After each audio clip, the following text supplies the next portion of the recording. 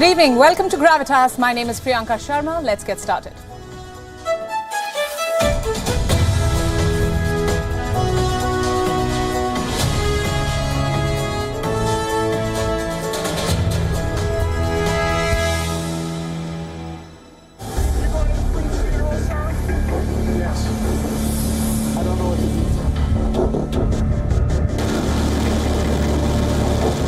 U.S. forces defend the island. Yes.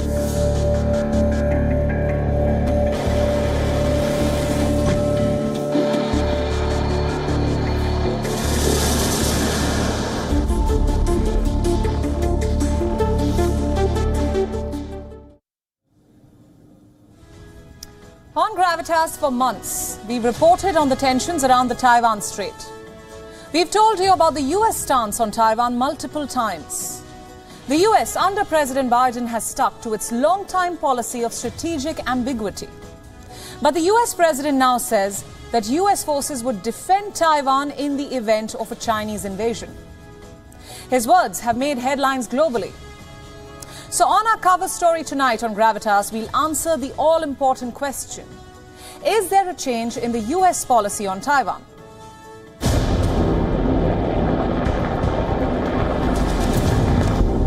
Are you willing to get involved militarily to defend Taiwan if it comes to that?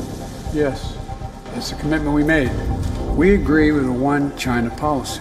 We signed on to it and all the attendant agreements made from there. But the idea that it can be taken by force is just not appropriate.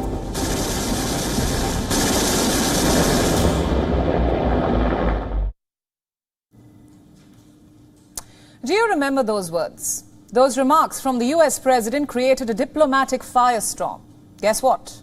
Joe Biden has done it yet again. He says if China attacks Taiwan, the US will come to the island's defense. Listen in. But would U.S. forces defend the island? Yes, if in fact there was an unprecedented attack. So unlike Ukraine, to be clear, sir, U.S. forces, U.S. men and women, would defend Taiwan in the event of a Chinese invasion? Yes. No ambiguity whatsoever. The US will come to Taiwan's defense. For those keeping account, Biden has now made the same commitment to defend Taiwan twice. And on both these occasions, the White House has rushed to clarify its remarks. But is anyone really buying those statements? More importantly, is Beijing convinced? We'll try and answer that. As Biden handed China another opportunity to challenge Taiwan militarily, in the next few minutes, we'll tell you about the fallout. We first begin with the latest. Biden's comments were part of an interview with an American broadcaster. Almost immediately after it came out, reporters reached out to the White House. They wanted a clarification. They wanted to know if the US policy had changed. The White House, however, stuck to the old script. The US policy has not changed, they said. Allow me to quote. The president has said this before, including in Tokyo earlier this year. He also made it quite clear that our Taiwan policy has not changed. That remains true. So what policy was the White House talking about? Strategic ambiguity. What is that all about? Let me explain now. For years, the US has walked a diplomatic tightrope over Taiwan. Americans shied away from choosing one side. To China, they promise to adhere to the one China policy. The policy that declares Taiwan is actually a part of China. The US signed on to this in the year 1979 when it snapped all formal ties with Taipei in favor of Beijing. But Washington never really abandoned Taiwan completely. It passed the Taiwan's Relations Act in the same year, that is 1979. It allowed the US to sell arms to the island.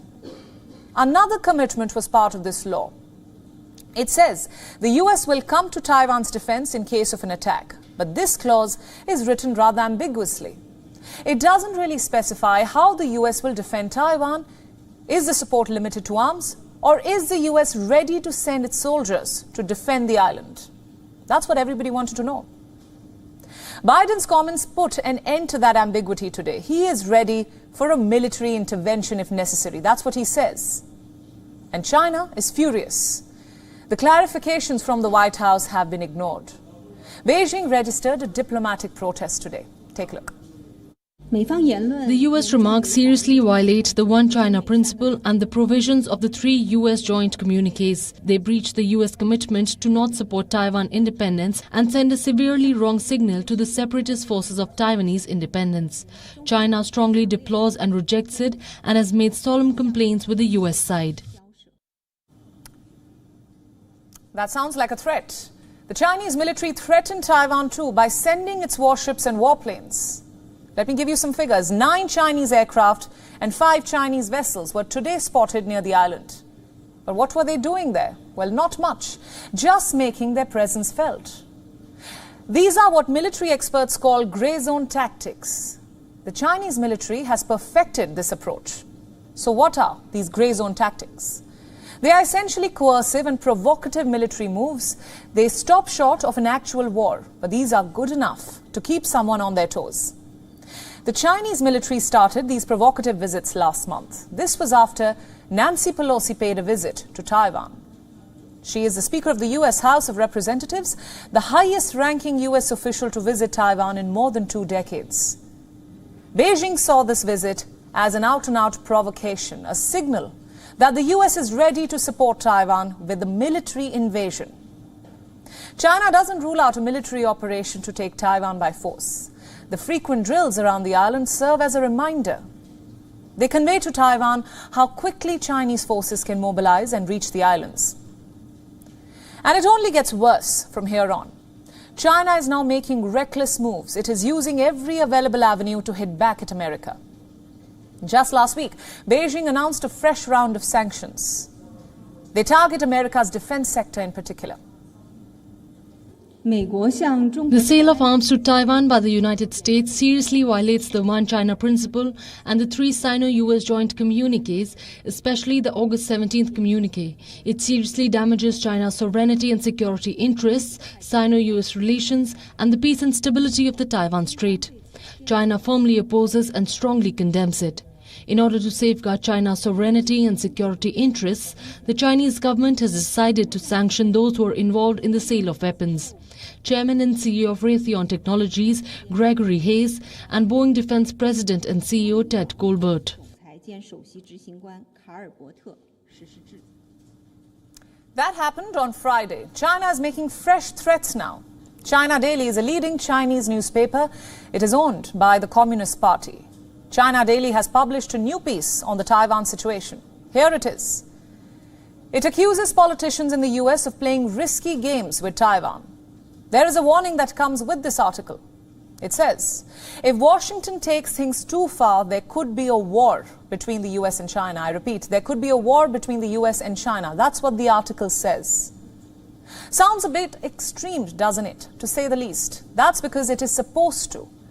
Next month, the Communist Party will meet for its 20th Congress in Beijing. And during that event, Xi Jinping is expected to secure a historic 3rd term.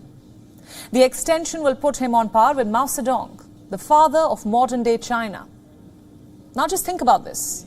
Just before this historic moment, would Xi like to appear weak on the issue of Taiwan? Certainly not. But Xi Jinping's belligerence is now putting China on the path towards a dangerous escalation, where even one mistake can prove to be very costly. Moving on to our next story. It comes from Iran. It is arguably one of the most difficult places to live for women. Whether it's their attire, their education, their lifestyle, everything is heavily controlled by the state, which is why this next video may come as a surprise to many. Take a look.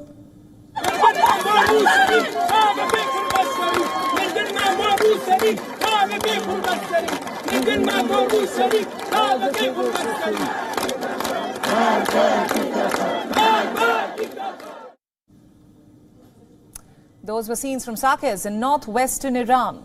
Those women took off their headscarves in protests. They were chanting, "Death to the dictator."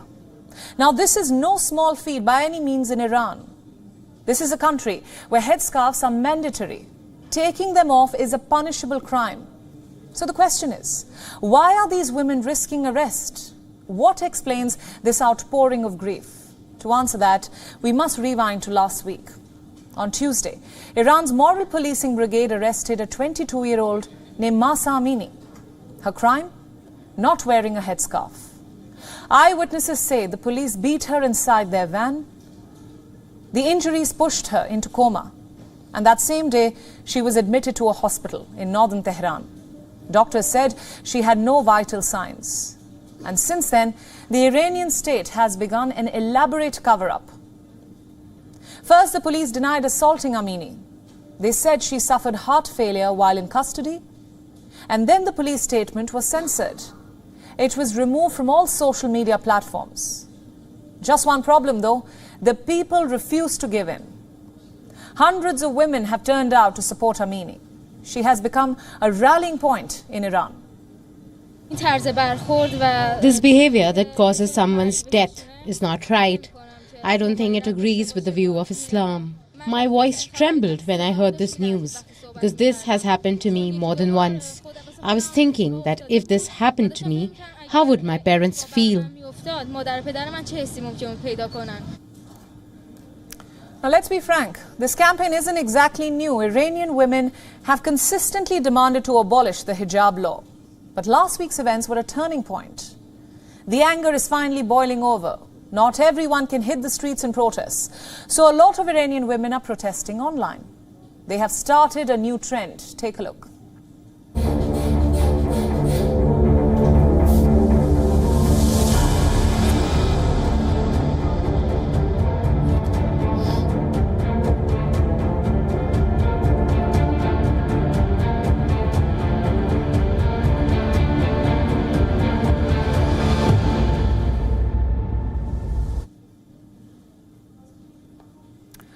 Authorities have taken notice of this anger. President Ibrahim Raisi has ordered an investigation into Amini's death.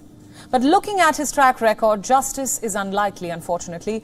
Raisi happens to be a vocal critic of the campaign against headscarves. He recently called it the corruption of Islamic society. Plus, right now, his priorities seem different. Let's tell you about them.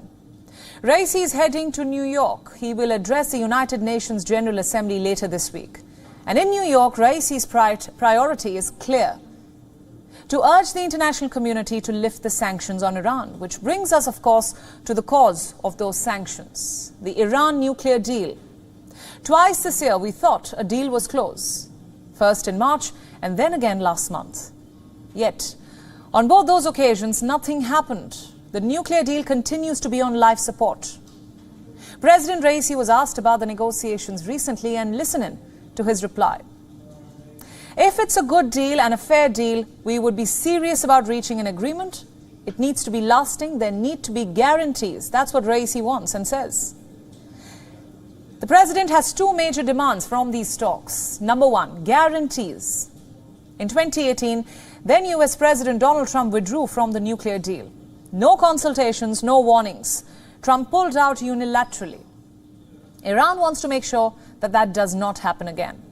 This time around, it wants legal promises or guarantees that the US will not unilaterally leave the deal. But the problem is Biden cannot do that. You see, the Iran nuclear deal is a political understanding. It is not a treaty or a convention. So technically, Biden cannot give a legal assurance. If his successor wants to leave the deal, he or she is free to do so. And if it's a Republican, chances are they will.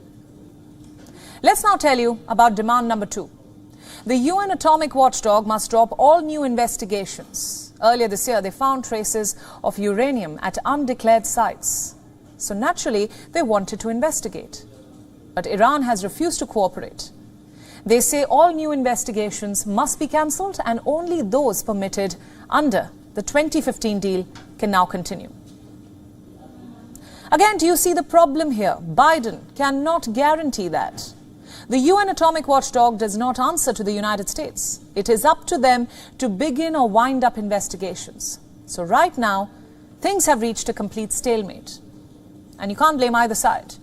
Because the fact is, Iran never abandoned the 2015 nuclear deal in the first place. That would be the Americans. So they are perfectly justified in seeking promises.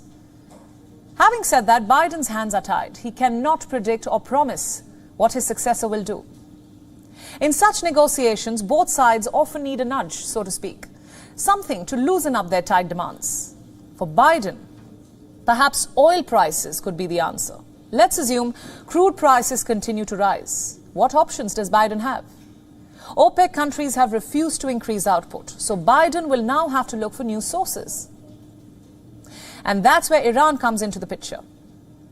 Their total capacity is almost 3.8 million barrels per day. If the sanctions are lifted, that oil could flow into the global market. And you know what they say, higher the supply, lower the price. As for Iran, the nudge could be the economy. Their inflation is set to be more than 50%, and just like the rest of the world, Iranians too are struggling with the cost of living crisis. So could that nudge Raisi to make some concessions? That is the big question. And that depends on who wants it more. Now for the moment, let's turn our focus to Egypt. India's Defence Minister Rajnath Singh is visiting the country. He reached Cairo on Sunday. And earlier today, he met the country's top leadership. This visit has the potential to revamp ties between India and Egypt. Now, why do I say the word revamp? Because this has been a very complicated relationship. Ups, downs, and then a long slumber. Let's now begin with some history and facts. In the 1950s and 60s, Egypt and India were excellent partners. Both had emerged from colonial empires. Both were pioneers of the non-aligned movement. And their leadership had excellent chemistry. Prime Minister Jawaharlal Nehru of India and President Gamal Abdel Nasser of Egypt. That was probably the golden era in ties. But late in the Cold War, that changed. Egypt moved closer to the United States, and India found itself non-aligned, yet closer to the Soviet Union. The relations never soured, but they never took off either.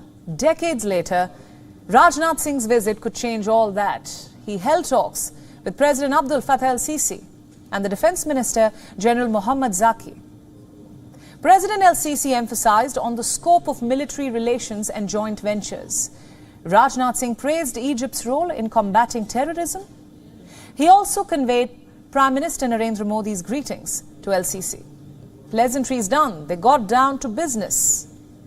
And needless to say, the focus was on defence. Egypt is reportedly interested in India's Tejas fighter jet. Some quick facts here. The Tejas is manufactured by Hindustan Aeronautics Limited. It is a single-engine light combat jet. And Egypt is looking to buy 70 of them from India. They are also interested in Indian missile systems and helicopters. So for New Delhi, this is a great opportunity. Egypt is the third largest defence importer in the world.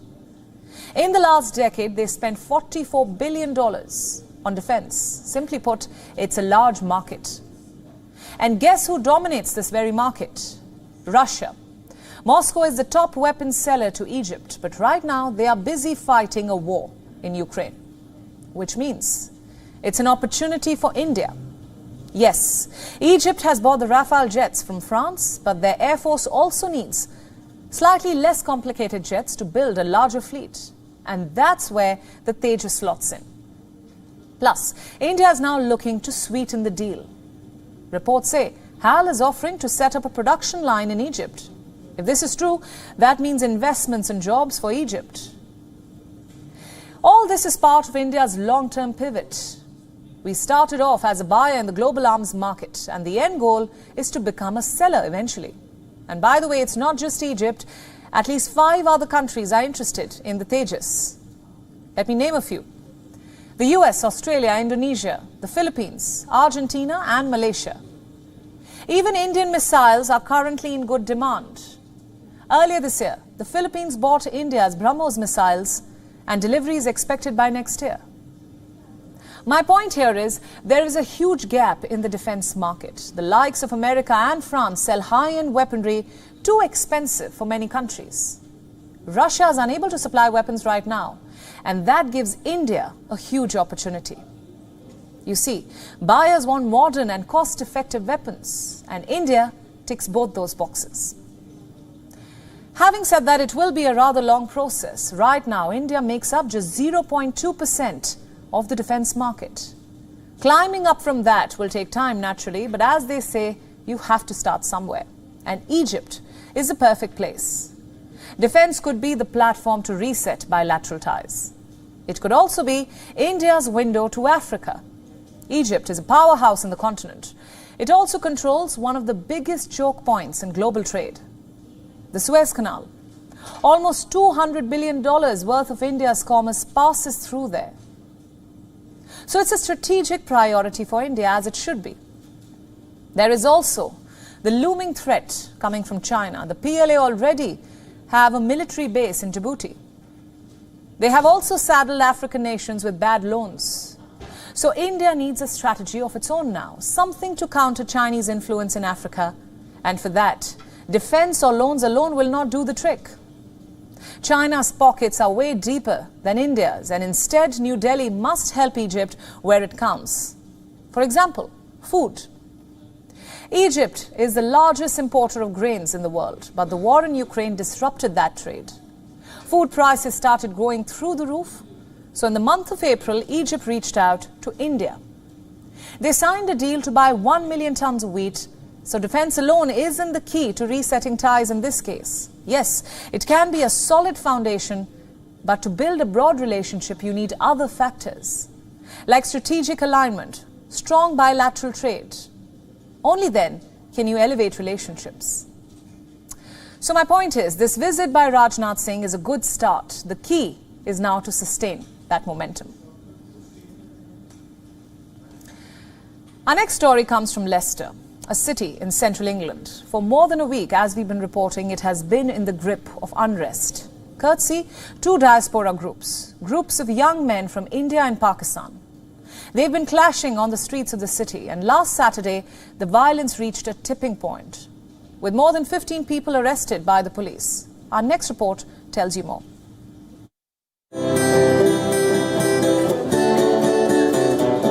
This is Leicester, a city in England's East Midlands region, famous for its culturally diverse population. As you can see, look, they're throwing glass at us. But these images paint a very different picture of the city. What you see are two opposing groups clashing in Leicester.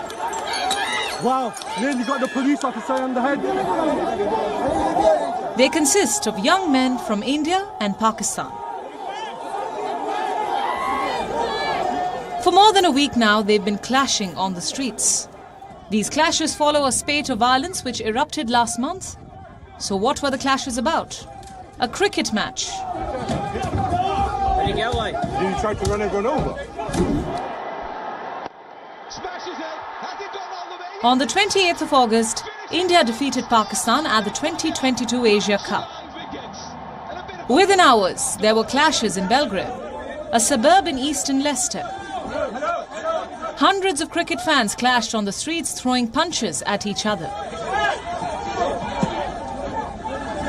3 weeks on, the tournament is long over, but the violence hasn't died down. It keeps resurfacing every now and then. Last Saturday, it reached a tipping point.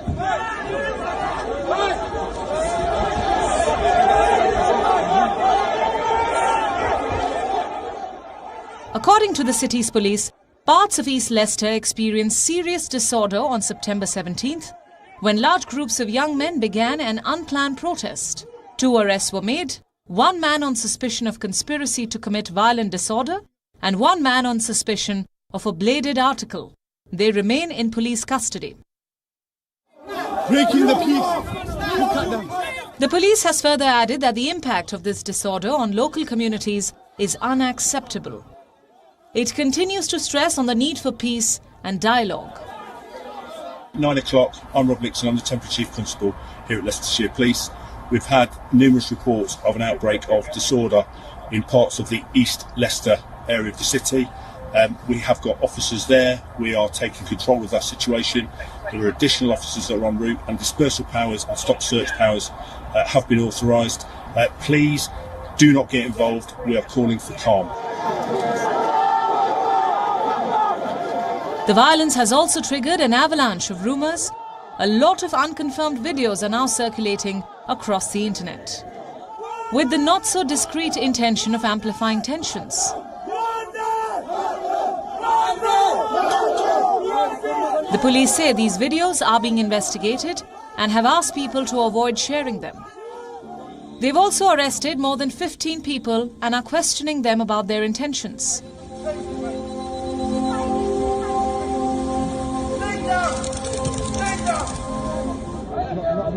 But the biggest highlight from this story is how the UK has become a hotbed for sports-related violence. Be it the violence between fans of football clubs or this ongoing violence between cricket enthusiasts, Britain is too often in the news for such clashes. Bureau Report, WION, World is One.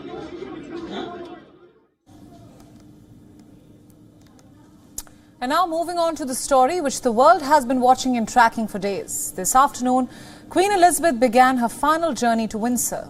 She is being buried at St. George's Memorial in Windsor Castle, where at least 10 other monarchs lie buried. It was a state-of-the-art funeral, to say the least, with hundreds of world dignitaries in attendance. Here's a report.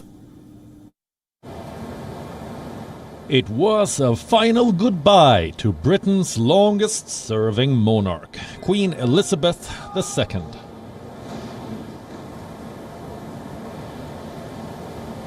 The procession began from Westminster Hall in the morning.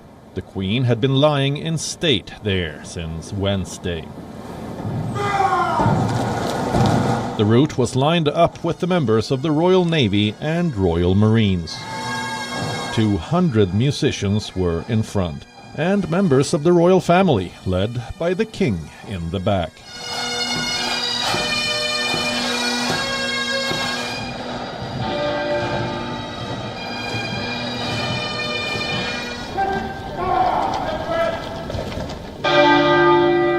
Chimes of the Big Ben marked the start of the state funeral.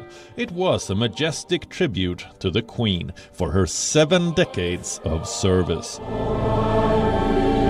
There were tributes, prayers and songs with hundreds of world leaders and other dignitaries in attendance.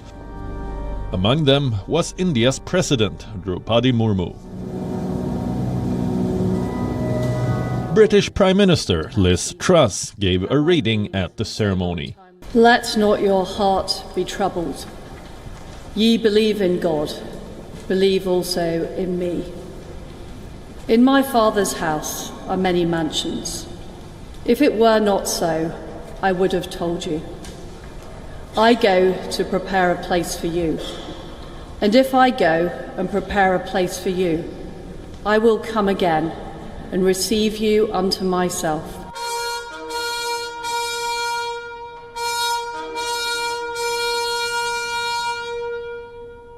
Towards the end, the entire United Kingdom held a moment of silence, a national moment of reflection in the honor of Queen Elizabeth.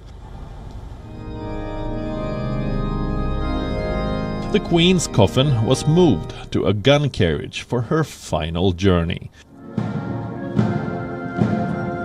Both sides of the street were packed with mourners. They wanted to bid their queen a final farewell.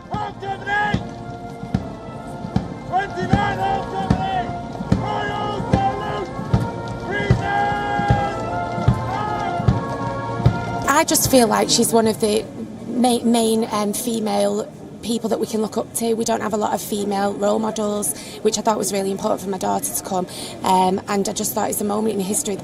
She's just magnificent. She's done such an impeccable reign with such dignity, such respect. She's never had any scandal against her, and she deserves the respect. She's our queen. She is the UK.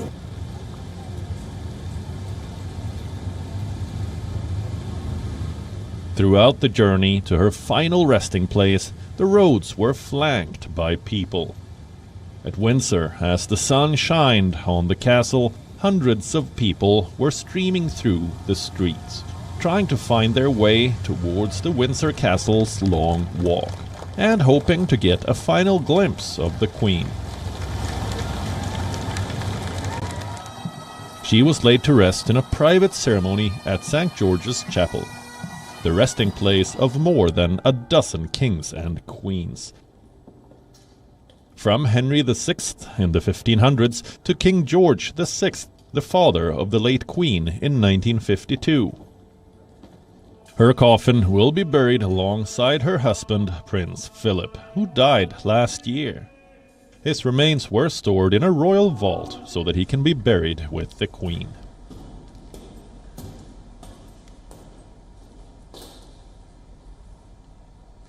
Bureau Report, WION, World is One.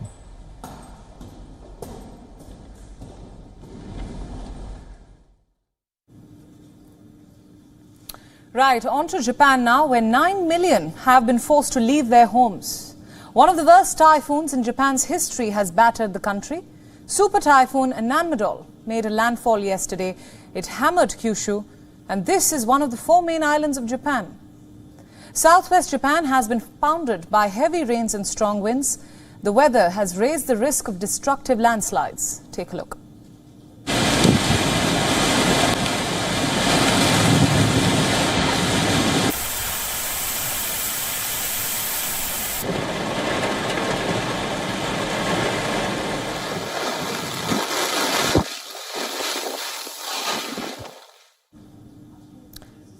This typhoon is traveling at speeds well over 230 kilometers per hour. Already it has taken lives. 2 people have died so far. Almost 90 have suffered injuries. But the worst might be yet to come. The storm still hasn't weakened. It might reach Honshu in the coming days. Honshu is the largest island of Japan. Already, this typhoon has caused significant damage. Yesterday, thousands of people spent the night in emergency shelters. About 350,000 homes have been left without any electricity. Public transportation has been disrupted. Bullet trains and hundreds of flights have been cancelled. Such is the scale of the damage that even Japan's Prime Minister can't ignore it. Fumio Kishida was supposed to leave for New York. He will be attending the UN General Assembly. But Kishida has been forced to delay his plans. On Sunday, he appeared on television to warn his citizens. Listen in. Do not go near dangerous areas. If you feel that you are in danger, do not hesitate to evacuate. Please take early action to save your lives. Evacuating at night is extremely dangerous. Please evacuate to safe areas like high places and sturdy buildings during the day. Now, the panic is understandable because extreme weather events are now getting quite frequent in Japan. I have some numbers with me to show you. Nanmadol is Japan's 14th typhoon this year. You heard that right. This is Japan's 14th typhoon this year. It is also the 5th strongest storm to hit Japan since they started keeping records. Recent storms and freak weather events have caused significant damage to the country. In 2019, Typhoon Hagibis had hit Japan. The country was hosting the Rugby World Cup then, and more than 100 people had died back then. In 2020, annual rains killed at least 200 people in Japan. So the weather events, these extreme weather events, are getting more and more fierce and frequent. And that's bad news for Tokyo, because such storms are causing serious damage to the nation. In the past, experts have tried to come up with some numbers. They studied how will a powerful storm impact the Tokyo Bay, and the results paint quite a scary picture. A powerful storm will crush the Tokyo Bay. It can kill at least 8,000 people and cause a damage of some $803 billion. Japan is not alone. Its neighbor South Korea was battered by a typhoon recently. Typhoon Hinnamnor led to excessive flooding. At least 10 people died, thousands were displaced. South Korea had to deploy Marines for rescue operations. Take a look.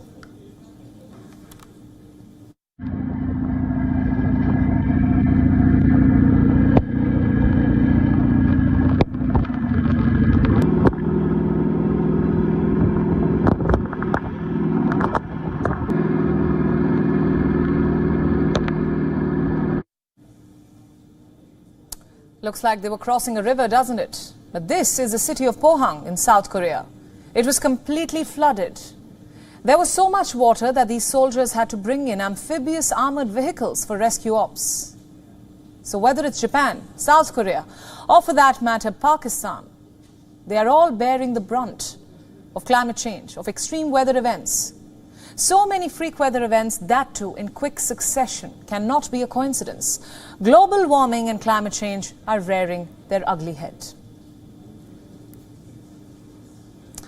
Our next story is about Woody Allen, one of 20th century's most influential filmmakers, the man behind numerous Hollywood blockbusters. After a shining career of 6 decades and multiple Academy Awards and controversies, of course, he has decided to retire.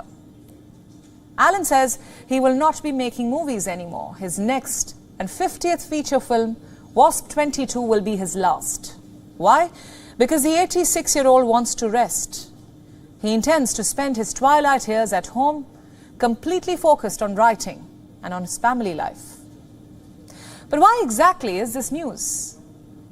Because Woody Allen is a quote-unquote monument of cinema, a Hollywood legend who has outlasted many contemporaries and survived multiple scandals. We can't forget those. So when he decided to call it quits, it naturally becomes a topic of hot debate and discussion, and not without controversy. You see, Allen's decision has split the internet. There's one side which is upset at the news and is lamenting how they won't get to see more of his work, exceptional work. There's another side which is celebrating, thanking the director for finally leaving. This evident divide in the reactions tells you a bit about Woody Allen's thorny legacy. Let me explain. So why this man still appeals to so many and yet is despised by so many more. In the next 3 minutes, let's now take a look at the many complexities of Woody Allen's personality and the love-hate relationship he shared with passionate cinephiles. First things first, there's no way you can say you haven't seen or heard about Woody Allen's work, his movies. He is the man behind many iconic films, like Midnight in Paris, To Rome with Love, Love and Death, Annie Hall, and of course Manhattan. All outstanding pieces of cinema, testimony to his professionalism. At the same time, Allen's personal life is equally intriguing. It is fraught with accusations of sexual misconduct and misdemeanor. Allegations that some say were systematically suppressed because of his stature and influence. In 1979, Allen officially got into a relationship with Mia Farrow, an actress and model, also the former wife of Frank Sinatra. For more than a decade, the couple spun the perfect love story. Allen even took care of Mia's many adopted children. But then in 1992, the relationship went south. Why? Because Mia Farrow claimed that she had discovered a stack of fully nude photos of one of her adopted daughters, 17-year-old Soon-Yi Previn, whom Farrow had adopted from South Korea. Allen, who was 56 at the time, admitted to have taken the photos and also being in an affair with Previn. But then he also defended his decision by saying, and I quote, "I am not Soon-Yi's father or stepfather.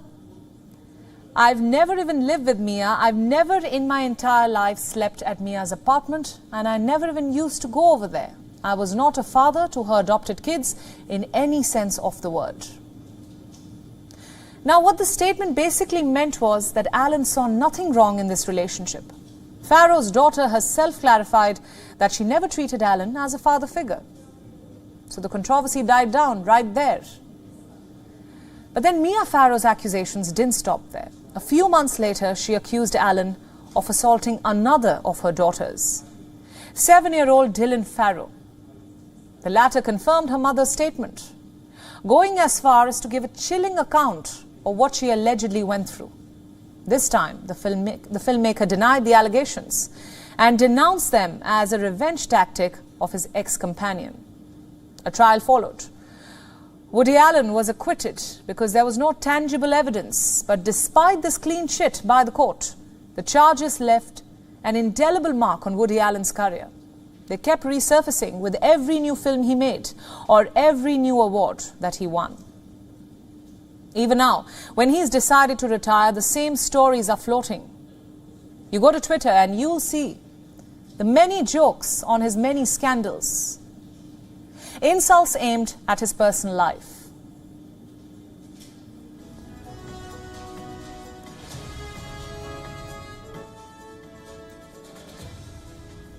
So what does this tell you?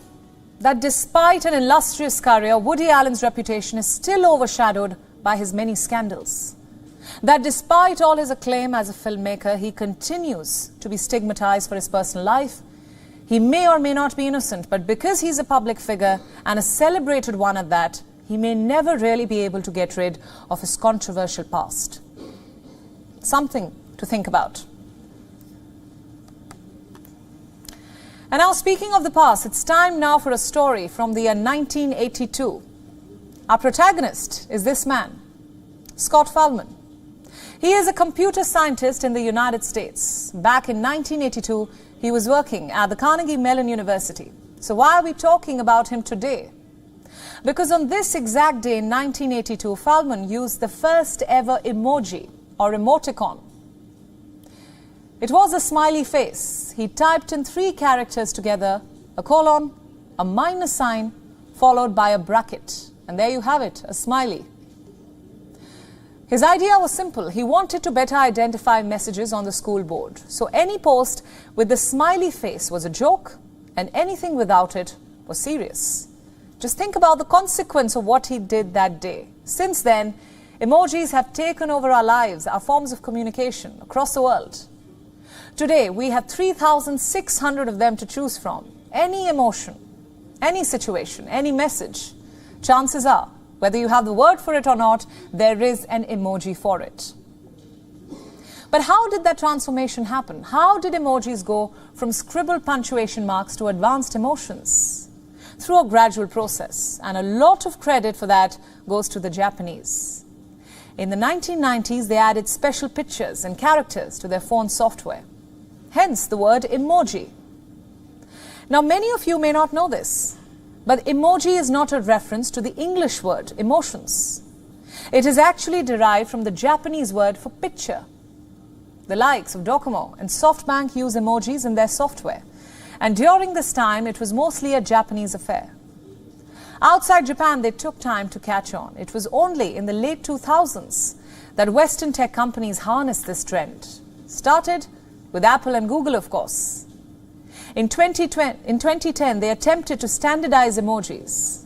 Later in 2011, Apple released their first emoji keyboard outside Japan. And the rest, as they say, is history. The last decade saw the emergence of thousands of new varieties. They don't just cover emotions, they cover situations, countries, and now even food. Looking back, why do you think emojis caught on so well? One reason was the type of conversations. The internet made remote chats easy, accessible, perhaps too easy. You could talk to people anywhere in the world, anytime you wanted. But there was a downside to these conversations. You couldn't see the person's face. You couldn't see their body language, their expression, or their tone. Let me now give you an example. Consider the simple word, okay. It can be said in so many ways. There's a happy okay, there's a resigned okay, there's a disgruntled okay, and of course, there's a disinterested okay. But on social media, it's all the same when you can't see the person. All you can read is the word okay, and that's where the emoji came in. With one emoji, you could change the meaning of words. That one character said more than the entire sentence. So naturally, people liked them. Even dictionaries celebrated them. In 2015, the Oxford Dictionary selected an emoji as its word of the year. The one with a smiling face and tears. So if you think about it, that emoji says a lot. You aren't just smiling, you are laughing so much that you have tears in your eyes. Good luck expressing that in words. As we celebrate 40 years of emojis, we must also think about the road ahead. Where do emojis go from here? We can think of 2 areas of improvement. Number 1 is diversity and inclusiveness. To be fair, tech companies are already doing this. You have emojis for different races. You have, of course, the pregnant man emoji, the same-sex couple emoji, but there is always scope for more improvement. A 2021 poll studied 7,000 emoji users. 83% of them wanted it to be more inclusive as a platform. For example, disabled people. There are hardly any emojis available for the disabled community. They want more helping objects to be added, like wheelchairs or walking sticks or hearing aids. Some of them have made it through the database, but surely more needs to be done. Another example would be food and clothes. Your phone may have a burger or pizza emoji, but my question is, does it have your indigenous cuisine? Chances are it doesn't. Same with clothes and hairstyles. Western attires are the staple in most smartphones. The second improvement should be adaptability. Again, let's give you an example. When was the last time you used emojis in an official conversation? I mean, not with your friends, but proper official chats. Not the friendly ones in your office groups. Chances are you haven't. Perhaps the rare thumbs up here or there, but beyond that, emojis are rarely used in official, formal conversations. Now that needs to change now. Communication tools must adapt to all kinds of conversations. Funny, serious, official, emotional. It must be able to cover the whole spectrum. If not, people will surely move on to other options, and quickly. Today you have stickers and GIFs competing with emojis. They haven't taken over yet, but in the next 40 years, who knows? The fact is, emojis have evolved beyond just a character. They are now tools of progress. They are symbols of diversity and inclusion. If they keep evolving, emojis could soon become a cornerstone of modern-day conversations and communication. If not, they could be wiped out. I know it sounds impossible right now, but consider this.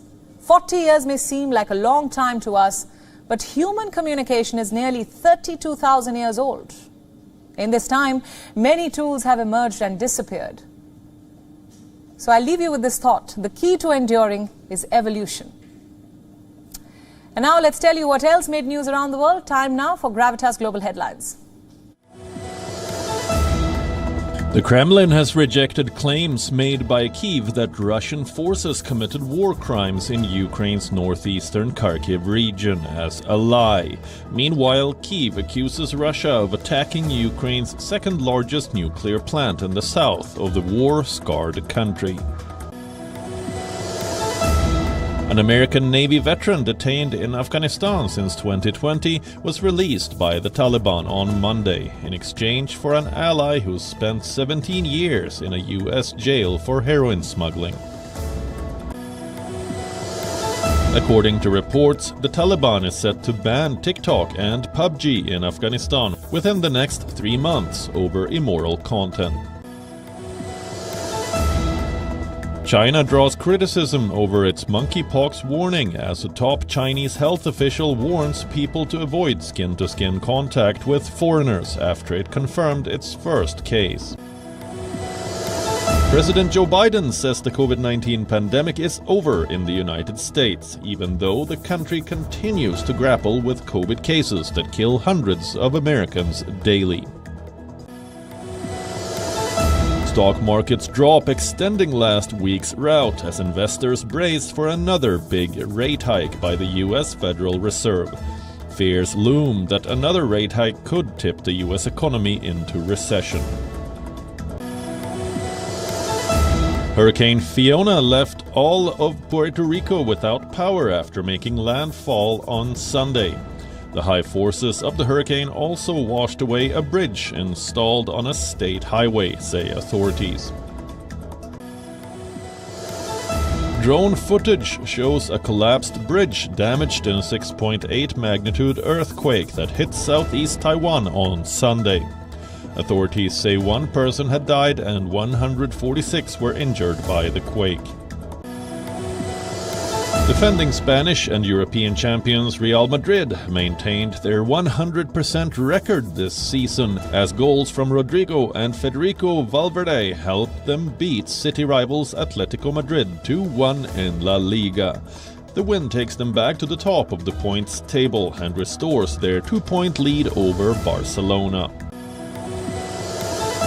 British Open champion Cameron Smith has taken a maiden win on the Live Golf Series after winning the Chicago Invitational by 3 strokes. The 29-year-old Australian banked $4 million for his win and finished ahead of Peter Online and Dustin Johnson. Johnson's 4 Aces team won the team competition for the 4th straight edition. And with that, it's a wrap on Gravitas. Thanks for watching the show with me, Priyanka Sharma, leaving you as always with Gravitas Images.